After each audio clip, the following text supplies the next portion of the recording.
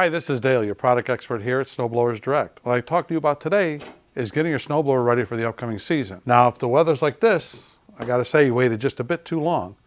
But if the weather's like this, it's the perfect time to get your snowblower ready for the upcoming season. So let's get started.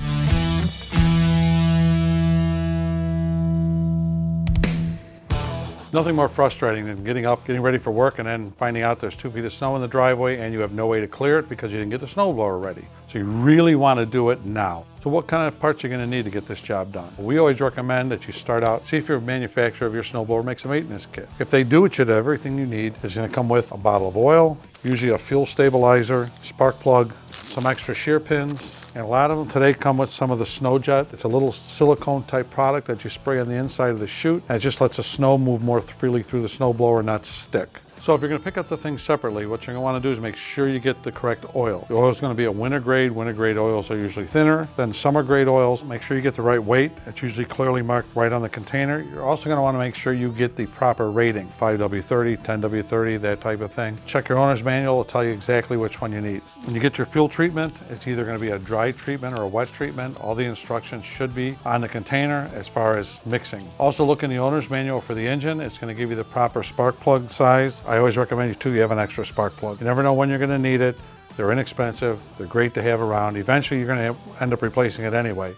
So it's always good to keep a spare one. So shear pins are something you never ever want to be without. Some are bolts with pins, some have nuts on them. They are very model and brand specific, so you want to make sure you get the right ones if you buy them separately. So let's talk about the tools you're going to need to get this job done. You're going to need some kind of plug gauge. The plug gauge just slides up and adjusts the gap on the plug. If you don't have a plug gauge, you can also use a feeler gauge. They're not quite as easy to use as a plug gauge, but they will still give you an accurate setting. If you can, have a torque wrench. If you do not have a torque wrench, you're going to want a ratchet with an extension, a plug socket.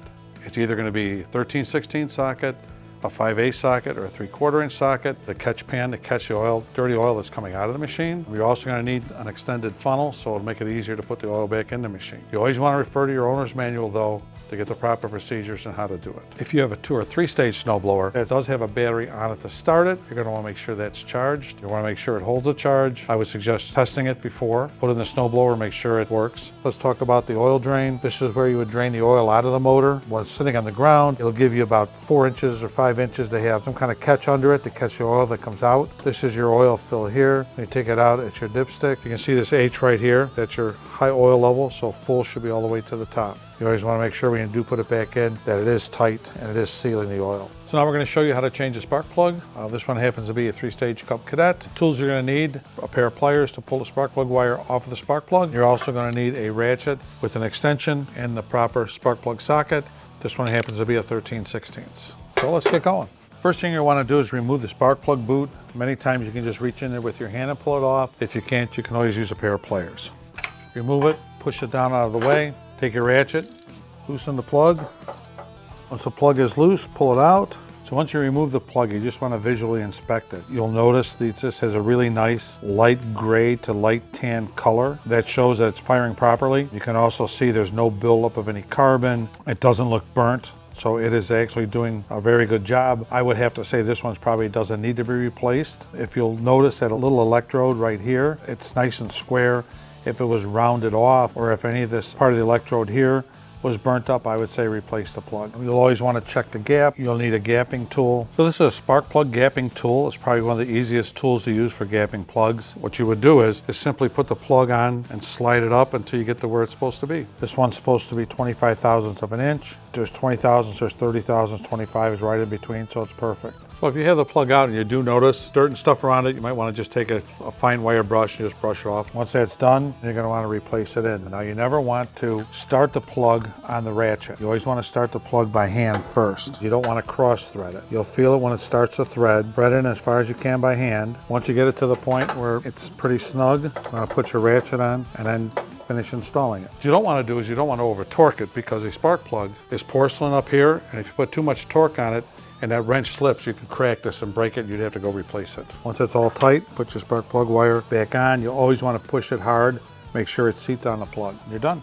Spark plugs usually every 30 to 50 hours need to be at least checked or replaced. But really, when you think about it, A spark plug is relatively inexpensive. If there's any doubt that this is in good shape or not, just replace it. And always pick up a spare so you always have a spare on hand. If you have a single stage snowblower, you probably have rubber paddles like this that mount onto the auger. What this does, it allows that auger to clear right down to the pavement. One way to tell that they're worn is most of them will have a little hole like this. When you've worn down and you can't see the hole anymore, it's time to replace these paddles. These are your paddles here. There's 6 bolts that hold each one in. There's 2 here, 2 here, 2 on the other side. You'll notice the shape of this on the paddle. It needs to be mounted back the same way. One word to the wise, replace one, get that one done, turn it over, replace the other. So if you forget how it goes back together, you can always refer to the other one. You'll also notice these shoulder bolts on this side come in really tight with this housing right here. Sometimes it's hard to get this bolt in. One trick is to take a wrench the size of this, put something sticky on it, a little bit of gum, something that'll hold that nut in place, and then put your wrench in here holding the nut and then run the bolt through the nut. Another reason why you'd want to do it in warm weather, because if you're trying to do this in a cold garage, and this paddle gets cold, it's awful hard to twist like this. If you run into that problem, you can always heat it up with a hairdryer, and it'll be much more flexible, easier to work with. So single stage snowblowers use what they call a scraper bar or shave plate. And what this does is this rides on the ground, scrapes the snow up off the ground, up into the auger. So every year you should inspect your scraper bar before winter comes. So you want this to be evenly worn if it's worn. You don't want any breaks, you don't want any cracks, you don't want any pieces missing. If you're using it and you know it's not really getting down and getting that snow off the concrete, I would double check your scraper bar. That's probably what's wrong. It's probably worn or out of adjustment. Some of the scraper bars are adjustable. As they wear, you can move them down closer to pavement, closer to pavement. Some are not. Some, once they wear, that's it, they need to be replaced.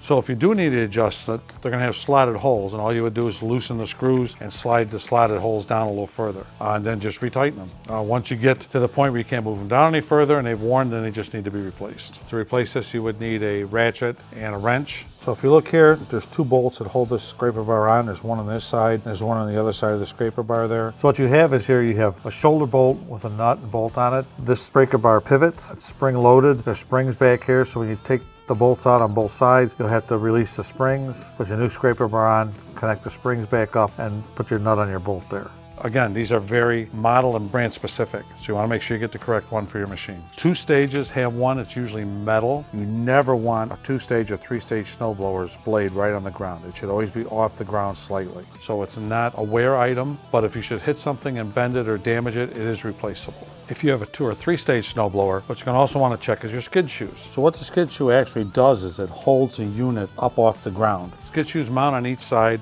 They're adjustable. When you look at this, if they are worn, these are reversible, so you can't turn them over, and they have 2 use edges. So you will get double the life out of a pair of skid shoes. So in order to change these, you really don't need much more than a ratchet with a socket, or you can use a wrench if you need to. There's not a lot to it. There's usually just 2 bolts that are holding it. So in larger snowblowers, you're probably going to need 2 people. One's going to have to pull back on the handles, relieve the weight off the front, so you can adjust the skid shoes, set them where you want them, and you can lower it down and double check it. If you are there by yourself, what you could do is find 2 items of a similar thickness, put one under each side. Those are both about 1/4 of an inch, which is perfect, and then you can set your skid shoes. Again, you want to make sure you're 3/16 to 1/4 of an inch off of the pavement. If you're going to be using it on stone, you're going to want to raise this even higher. Remember, a single stage can never be used on stone. So this is a typical shear pin. This one's for this Cub Cadet unit. There's 2 weak spots here, one here and one here where that pin could shear. It's designed to break there to save the transmission. So as you can see on this unit, every one of these auger blades has a shear pin. What you want to do is you want to spin each one of the augers, and they should not spin. So if a shear pin broke,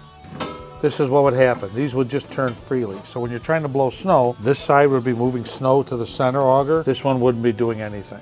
So this is the new shear pin, and all it does is just slides in and locks like that. Take a pair of needle nose pliers, grab the pin, and the pieces will fall out. You take the new one, you can do it from either side. So as it comes up through, you'll just want to take the pin on your needle nose. There's a little hole in here, line it up with the hole, and then just slide the pin through. Now it's locked again. Last 2 things you're going to want to do, especially on a single stage, is check your rope. Make sure your starter rope is not frayed. Make sure it's not about ready to break. If it is, have a dealer replace it, a service dealer. The other thing you want to make sure is that you've got proper tension on your auger. This is your auger control. You should feel spring tension when you pull on this. When this is all the way in, this should be tight. If this is loose, you're going to want to adjust it. So each brand and model is different the way you adjust this. I would go look in your owner's manual. It'll explain the adjustment process. It's really pretty simple, but you just want to make sure you're doing it correctly.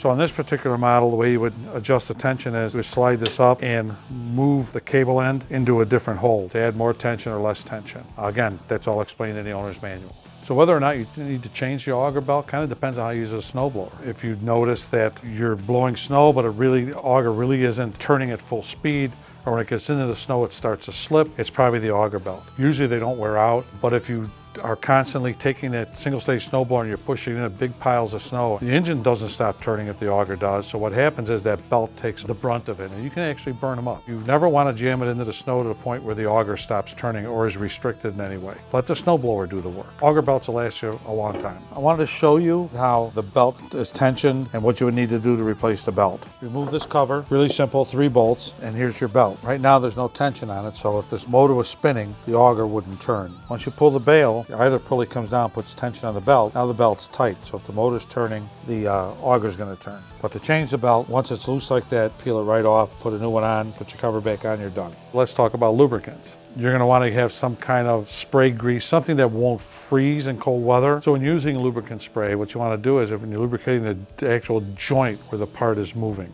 where the 2 pieces are moving together. On a 2-stage, your chute controls, your handles, your squeeze handles, that's what you want to lubricate. Lubricate those well, and what it'll do is it'll keep those all moving freely through the whole snowblow season. You want to check your owner's manual. They may give you suggestions on what to lubricate and then what to use to lubricate it with. Lastly, if you have some carburetor cleaner, once the engine's running, spray a few shots down the throat of the carburetor. What that'll do is it'll clean that area out. Don't want to do it though if the engine's not running. You can easily use too much of it and actually flood the engine and do more harm than good. So I hope you can use all this information and get your snowblower running tip-top condition for this year. If you have any questions, please feel free to call us, email us. We're more than happy to help. Again, thanks for watching. If you haven't already, please subscribe to Power Equipment Direct for more tips like this.